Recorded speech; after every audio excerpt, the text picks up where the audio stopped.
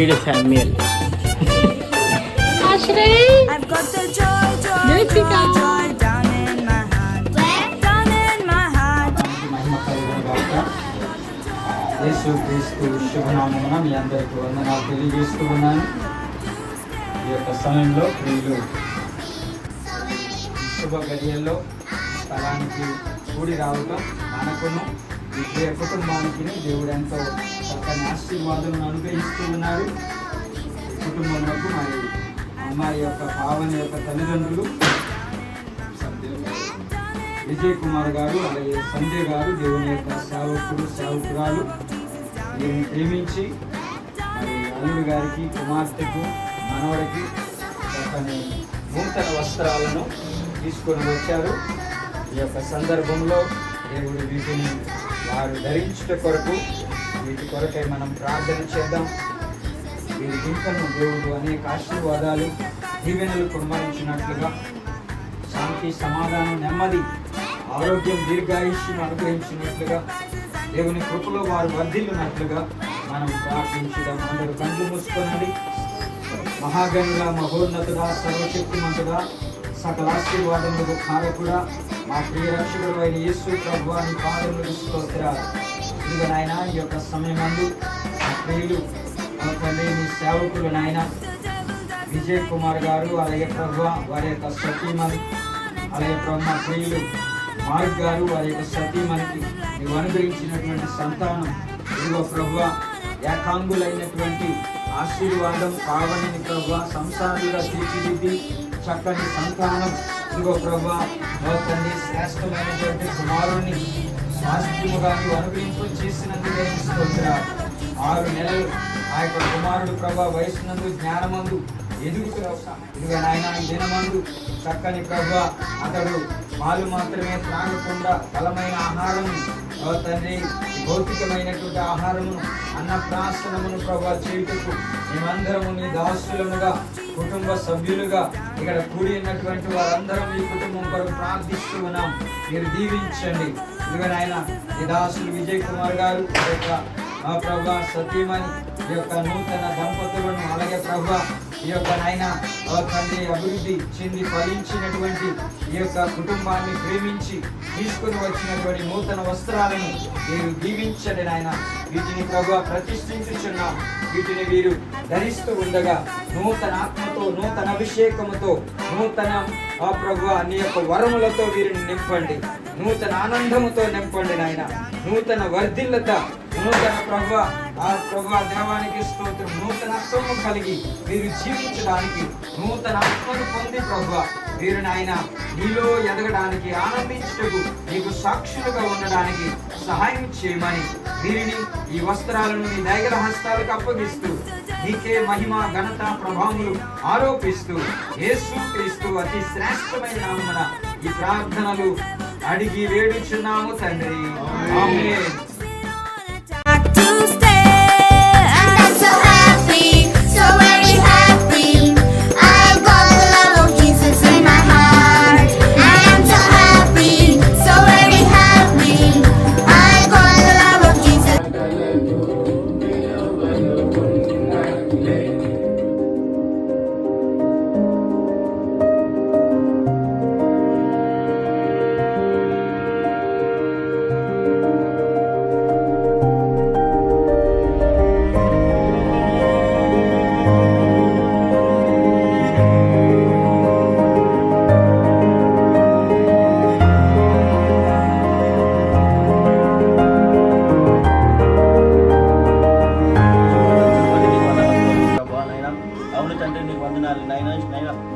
లోకానుసరణ ఆహారం మా శరీరం మధ్యలో కానీ అందరి నీ ఆహారం నీ వాక్యం పూజిస్తే నాయన మీ వెలుగులో నాయన మీ వాక్యం మా పాదము దీపంగా ఉంటుందని మీరు సెలవించిన తండ్రి నీకు వందనాలు స్తోత్రాలు ప్రభా. గొప్ప తండ్రివి నీకు వందనాలు స్తోత్రాలు నాయన. నీకు నాయన మరొకసారి నీ దైవ సేవకుడు నాయన ప్రత్యేకంగా విజయ్ కుమార్ గారు వరంగల్ నుంచి వచ్చాడు. దైవ సేవకుడు కొన్ని నిమిషాలు, ఒక 5-10 నిమిషాలు మీటింగ్ ఇస్తాడు. ఆహారం అనేది మంచి శుభకార్యం. ఎందుకంటే ఇంతకాలము ఆ కుమారుడు తల్లిపాలు తాగాడు. మరి ఈ రోజు నుంచి తనకు ఆహారము పెట్టడానికి ఇంతమంది పోగైన ఆహారం పెట్టడం. హల్లెలూయా.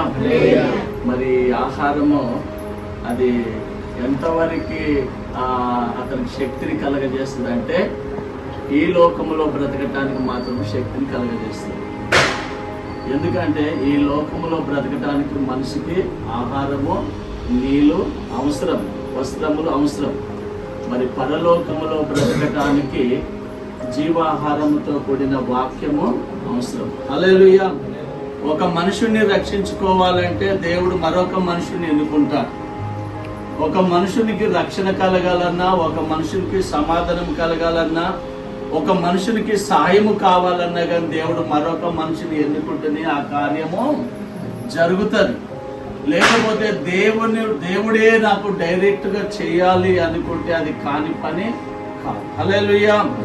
కాబట్టి మనుషుల దయందును దేవుని దయందును అతడు వెదుగుతూ వర్ధిల్లుచున్నాడని వాక్యం సెలవిస్తున్నది. పూర్వకమైన వందనాలు. ప్రత్యేకంగా నన్ను ఆహ్వానించినటువంటి దైవజనులు మరి మార్క్ గారికి, వారి యొక్క సతీమణికి, వారి కుటుంబ సభ్యులకు వందనాలు తెలియజేస్తూ ఉన్నాను. అలాగే మరి మార్క్ గారి యొక్క బియ్యంకుడు గారు, దైవ సేవకులు వందనాలు తెలియజేస్తూ ఉన్నాను. చక్కని సందేశం, గ్రీటింగ్స్తో కూడినటువంటి సందేశాన్ని మనం విన్నాం. మరి ఇంకా అవసరం లేదని అనుకుంటున్నాను, కానీ నన్ను ఆహ్వానించారు కాబట్టి దేవుడు నాలో ఉంచిన కొన్ని మాటలు ఈ సందర్భంలో చెప్పాలని ఆకాంక్షించుచున్నాను.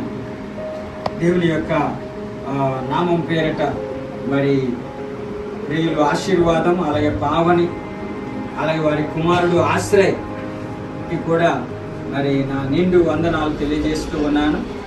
మరి ఆశ్రయ విషయంలో మనం అందరం ఇక్కడ కూడి ఉన్నాం. ఈ సాంప్రదాయం ఉన్నది, న్యాయబద్ధంగా దానిని ప్రతి ఒక్కరూ మరి జరిగిస్తూ ఉంటారు. అన్యులు జరిగిస్తారు, ముస్లింలు జరిగిస్తారు, క్రైస్తవులు జరిగిస్తారు. ఇదంతా ఒక సాంప్రదాయముగా జరిగిపోతూ ఉంది. విదేశాల్లో ఇటువంటి కార్యక్రమాలు ఉండవు, కానీ మన దేశంలోనే ప్రతి సందర్భానికి కృతజ్ఞతాపూర్వకముగా దేవుడు చేసిన మేలును బట్టి మనము మరి దేవునికి స్తుతి చెల్లించుట, ఆయన ఉపకారములను మర్చిపోకుండా మనము జ్ఞాపకం చేసుకొనటం ఎంతో మనందరికీ ఆశీర్వాదకరం. దేవునికి మహిమ కలుగును గాక. హల్లెలూయా. కాబట్టి మనం అందరం ఇక్కడ కూడి ఉండటం మరి మనకు కూడా ఆశీర్వాదకరం. ఈ సమయంలో దేవుని యొక్క వాక్యాన్ని మనం కొద్ది నిమిషాలు విన్నాం, మరికొన్ని నిమిషాలు మనం వినటానికి పూనుకుందాం. ఆది కాలంలో మనము చూస్తే దేవుడు మానవుని సృష్టించినటువంటి రోజు కూడా 6వ రోజు. ఎన్నో రోజు అండి? 6వ రోజు మానవుణ్ణి సృష్టించి మరి ఆదామవ్వలను సృష్టించి దేవుడు వారిని ఆశీర్వదించాడట. మనందరికీ తెలుసు, అనేక సార్లు మనం విన్నాం. ఆది కాండం 1వ అధ్యాయము 28వ వాక్యమును మనం చదివినట్లయితే దేవుడు వారిని ఆశీర్వదించాడట. చదవండి అమ్మా. దేవుడు వారిని ఆశీర్వదించిన ఎట్లనగా మీరు ఫలించి అభివృద్ధి పొంది విస్తరించి భూమిని నిండించి దానిని లోపరుచుకొని సముద్రపు చేపలను, ఆకాశ పక్షులను, భూమి మీద ప్రాకు ప్రతి జీవిని ఏలుడని దేవుడు వారితో చెప్పాను. దేవుడు ఆశీర్వాదం ఎలాగిచ్చాడంటే అక్కడ 5 మాటలు మనకు రాయబడ్డాయి. ఒకటి, ఫలించండి అన్నాడు. ఏమన్నాడండి? ఫలించండి, శారీరకంగా ఫలించండి, మీరు ఫలభరితముగా ఉండండి.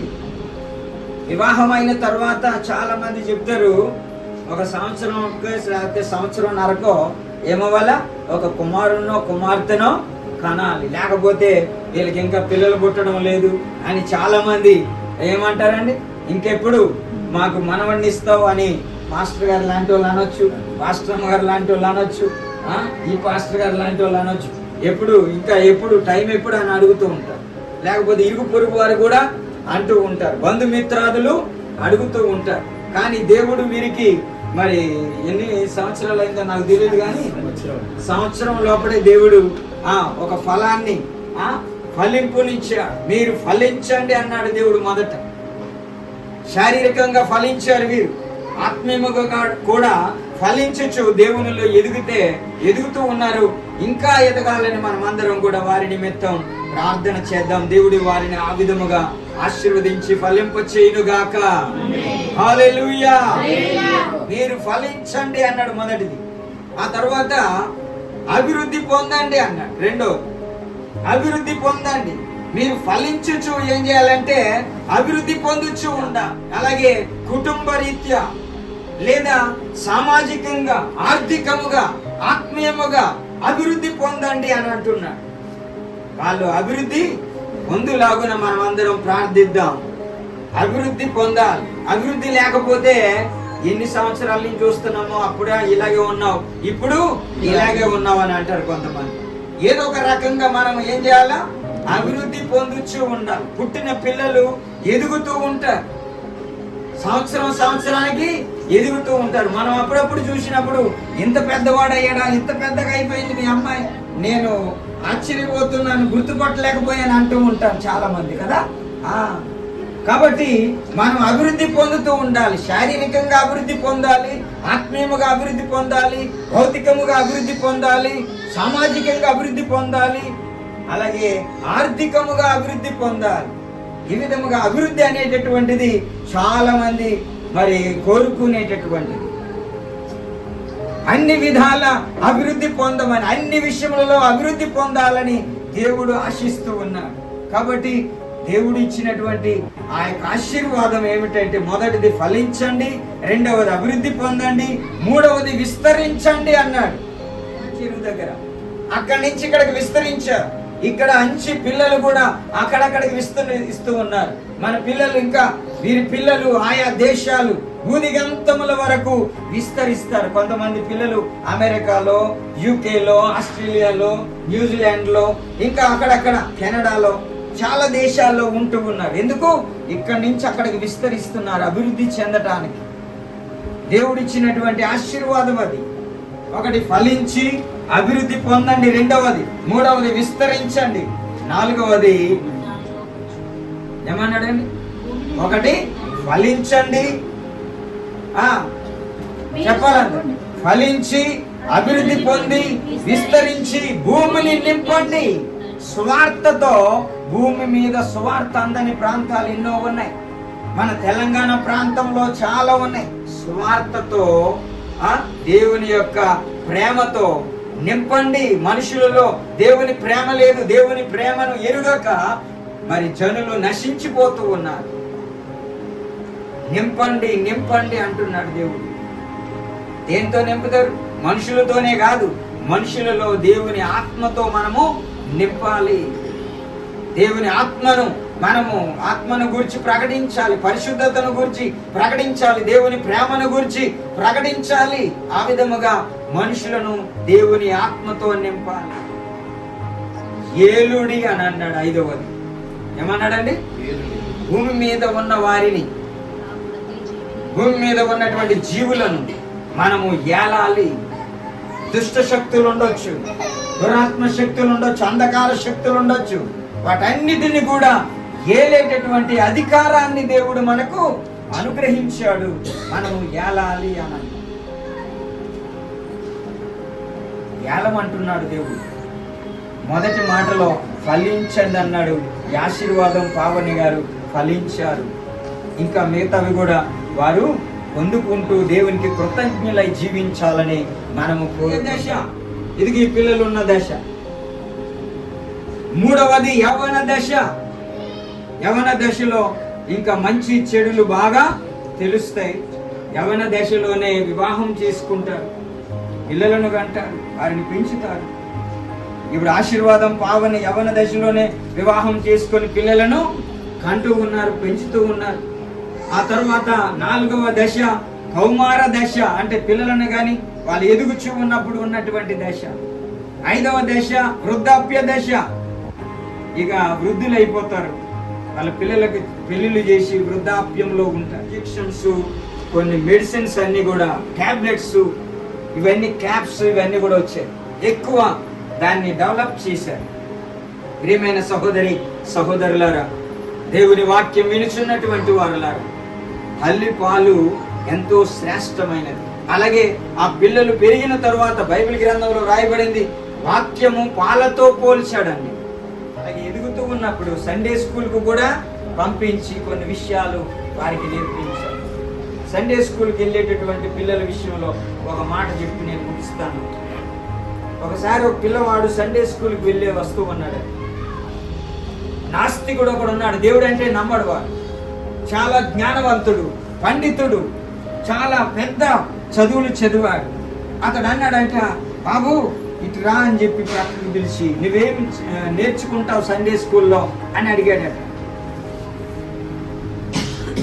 ఆ పిల్లవాడు చెప్పాడంట, మాకు పాటలు ఉంటాయి, ప్రార్థన ఉంటుంది, కథలు ఉంటాయి అని అన్నాడు. దేవునికి ప్రార్థన చేస్తావా, దేవుణ్ణి ఎప్పుడైనా చూచావా అని అడిగాడు. నేను ఆ పిల్లవాడిని అడిగితే ఆ పిల్లవాడు అన్నాడంట, దేవుణ్ణి చూచావా అని అంటే ఆ పిల్లవాడు జ్ఞానంతో ఒక ప్రశ్న ఆయనకి వేసాడట. ఆ పండితుడికి, ఆ దేవుడిని నమ్మని వానికి, దేవుడే లేడనే వాడికి ఒక ప్రశ్న వేసాడట. నువ్వు దేవుడు లేడని చెప్పు అని ఆ పండితుడు అంటున్నాడు. నీవు దేవుణ్ణి చూడలేదని చెప్పు అంటున్నాడు. దేవుణ్ణి నాకు చూపిస్తే నీకు క్యాడ్బరీ చాక్లెట్ల ప్యాకెట్ ఇస్తానన్నాడు. ఏ ప్యాకెట్? చాలా కాస్ట్లీ కదా, ఒకటి కాదు, ప్యాకెట్ ఇస్తాడంట. ఈ పిల్లవాడు అన్నాడు, అక్కడ నేర్చుకున్నటువంటి జ్ఞానం ఎక్కడ? సండే స్కూల్లో. సార్, నేను దేవుడు ఉన్నాడని చెప్తాను, దేవుడికి ఉన్నాడు దేవుడు అని అన్నాడు. నాకు చాక్లెట్ వద్దు కానీ నేను ఒక ప్రశ్న ఇస్తాను, మీరు దానికి సమాధానం చెప్తే దేవుడు ఎక్కడున్నాడో నేను చెప్తాను అన్నాడు. ఏం ప్రశ్న వేసాడంటే, దేవుడు ఎక్కడ లేడో మీరు చెప్పండి. మీరు దేవుడు లేడంటారు కదా, మీరు దేవుడిని నమ్మటం లేదు కదా, దేవుడు లేడు, ఎక్కడ లేడో నాకు చెప్పండి, అప్పుడు నేను దేవుణ్ణి చూపిస్తాను. వాడు కంగు తిన్నాడంట. ఏం చెప్పాలో అర్థం కాలేదట. ఆ ప్రశ్నకు జవాబు చెప్పలేకపోయాడంట పండితుడు. దేవుడు అన్ని చోట్ల ఉన్నాడు, దేవుడు ఉన్నాడు కాబట్టి మనము ఉన్నాం. ఆ చిన్న పిల్లవాని యొక్క ప్రశ్నకు సమాధానం చెప్పలేకపోయాడట. ఎవరు? మహాపండితుడు. ఎక్కడ నేర్చుకున్నాడు? ఎక్కడొచ్చింది ఆ జ్ఞానం? సండే స్కూల్లో నేర్చుకున్నటువంటి వాక్యము, విశ్వాసము, ప్రార్థన, ఇదంతా. అందుకని పిల్లలను మనము దేవుని ప్రేమలో, దేవుని మార్గంలో పెంచాలి. ఒక పండితుడు మాట అన్నాడు. ఏమని రాశాడంటే, ఈ లోకములో అతి కష్టమైనటువంటి పని ఏదైనా ఉన్నది అని అంటే ఆ పని కనినటువంటి పిల్లలను పెంచడమే, వారిని ఎదిగేటట్టు చేయటమే, మంచి మార్గంలో పెంచడం అన్నాడు. పిల్లలను పెంచడం చాలా కష్టం. అన్ని కష్టాల కంటే మరింత కష్టమైనటువంటి పని ఏదంటే పిల్లలను పెంచడం అన్న. కాబట్టి మనందరము కూడా మనము తల్లి ఒడిలో ఎలా ఉంటామో అలాగే సంఘమనే ఒడిలో, సంఘమనే తల్లి ఒడిలో మనము ఎదగాలి, పెరగాలి. తల్లి బోధకు మనము లోబడాలి, తల్లిదండ్రుల మాటకు విధేయులము కావాలి. ఈ బల్బు కనిపెట్టినటువంటి ఆయన థామస్ ఆల్వా ఎడిసన్ ఏమన్నాడో తెలుసా? ఆయనకి ఆ స్కూల్లో చదువు రాలేదంట. ఒక లెటర్ రాసి పంపించారంట తల్లికి, స్కూల్ నుంచి పిల్లవాడికి ఇచ్చి, ఇది మీ అమ్మకి నువ్వు తెరవద్దు అన్నారట. పట్టుకెళ్ళి తల్లికి ఇస్తే తల్లి చదివిందట, మీ పిల్లవాడికి చదువు రాదు, స్కూల్కి పంపకండి, వీడు వచ్చిన ఇతరుల పిల్లలను పాడు చేస్తున్నాడని ఉందట. ఆ లెటర్ చదివి తల్లి ఎంతగానో ఏడ్చి తల్లే చదువు నేర్పించిందంట ఆ పిల్లవానికి. ఆ పిల్లవాడు ఎదిగి తల్లి దగ్గర నేర్చుకున్నటువంటి చదువు ద్వారా అతడు ఈ బల్బుని కనిపెట్టాడు. ఎంత జ్ఞానవంతుడు అయ్యాడో ఒకసారి ఆలోచిద్దాం. అతన్ని చాలా మంది స్కాలర్స్, పండితులు అడిగారట, అయ్యా నీకు ఎక్కడి నుంచి వచ్చింది ఈ జ్ఞానం అని అంటే, నా తల్లి నేర్పించినటువంటి చదువే నన్ను ఎంతగా నడిపించింది. తర్వాత దేవుడు నన్ను లోకమునకు, ఇదిగో ఈ నన్ను వెలిగించాడు, దేవుడు నన్ను వెలిగించాడు, నేను లోకమునకు ఈ వెలుగును తయారు చేశాను, ఈ బల్బును కనిపెట్టాను. ఆయన అనేక సార్లు ఫెయిల్ అయ్యాడు ఈ బల్బును కనిపెట్టడానికి, ఏం విచారపడలేదు. కాబట్టి మన పిల్లలు కూడా అంతటి వారు కావాలని నేను ఆశిస్తూ ఉన్నాను. ఈ యొక్క ప్రియ కుటుంబం ఆశీర్వాదమునకు, అలాగే పావనికి, అలాగే వారికి అనుగ్రహింపబడిన కుమారుడు ఆశ్రయికు దేవుడు చక్కని ఆశీర్వాదాలు ఇచ్చి ముందుకు నడిపించి ఈ లోకములో దేవుని కొరకు సాక్షులుగా ఆయన నిలుపుకొనుగాక. ఆమేన్. God bless you.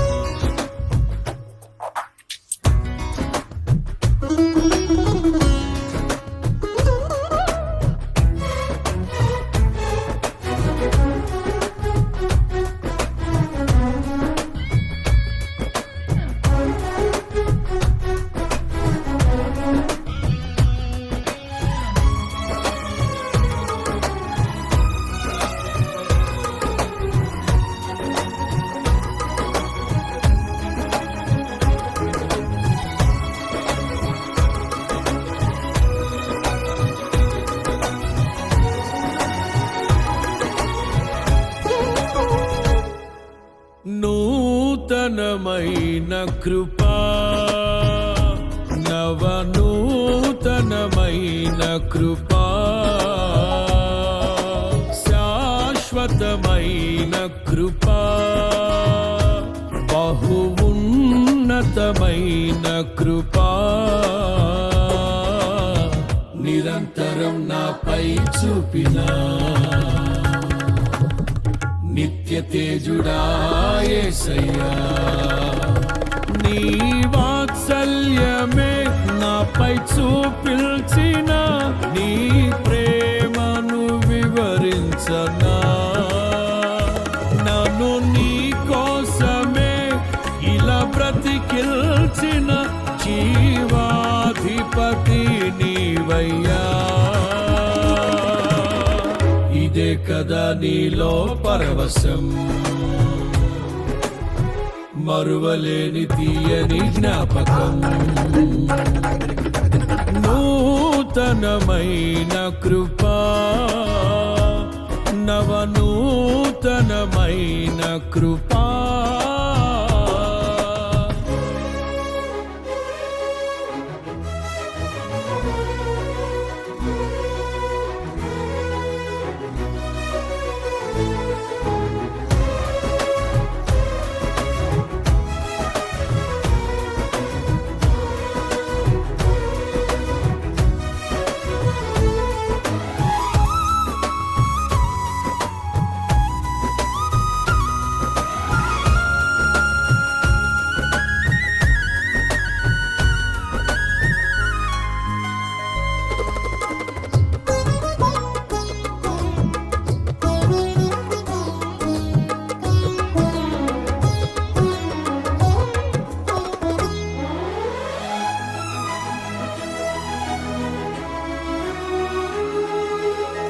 నా క్రయధనముకై రుధిరము కార్చితివి, ఫలవంతములైన తోటగా మార్చితివి.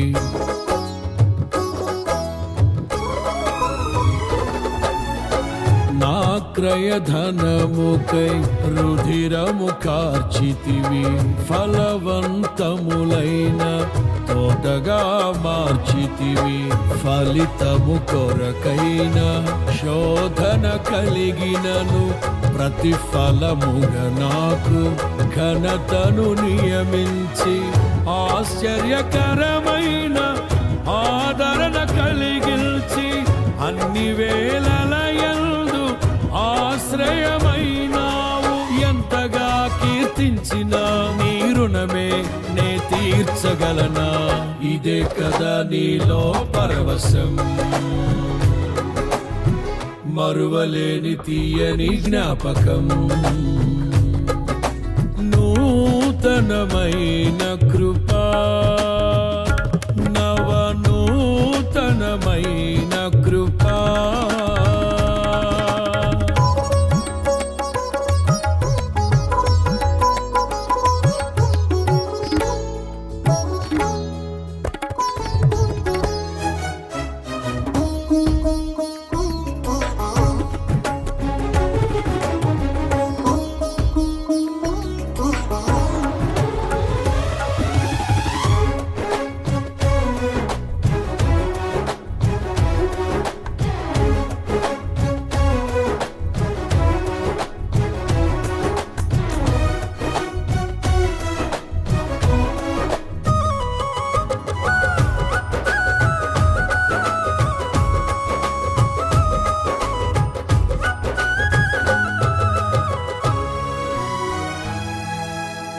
నీ వశమయ్యున్న ప్రాణాత్మదేహమును పరిశుద్ధపరచుటయే నీకిష్టమాయెను.